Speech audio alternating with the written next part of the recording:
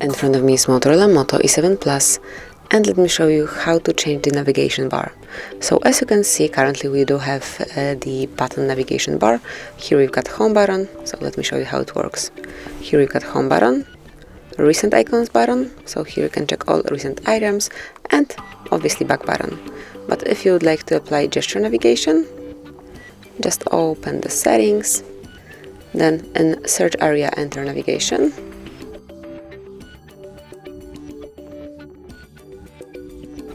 and click on system navigation.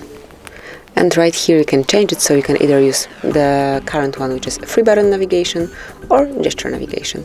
Tap on the settings to change the sensitivity if you want to, but basically all you need to know about gesture navigation is that just sliding up will redirect you to the home screen, then slide right or left in order to go back.